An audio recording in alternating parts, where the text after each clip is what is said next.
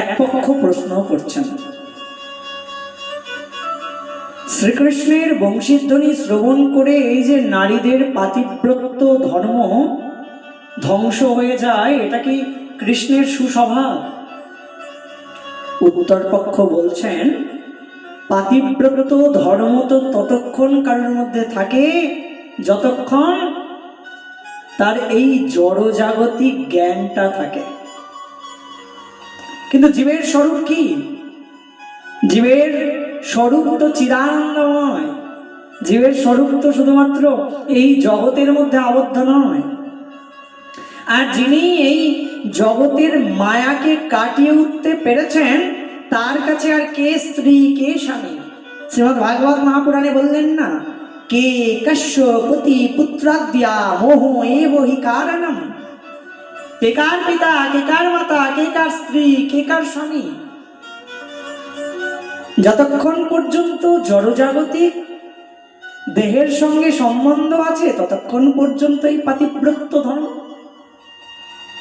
কিন্তু শ্রীকৃষ্ণের বংশীধ্বনি কেউ যদি একবার আস্বাদন করে, ওই বংশীধ্বনি যদি একবার কারুর কর্ণকুহর দ্বারা প্রবেশ করে, সঙ্গে সঙ্গে তার জড়জাগতিক চেতনা লুপ্ত হয়ে যায়।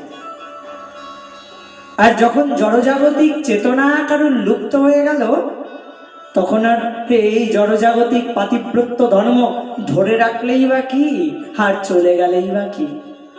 কারণ তিনি তো তখন তার স্বরূপে অবস্থান করছেন।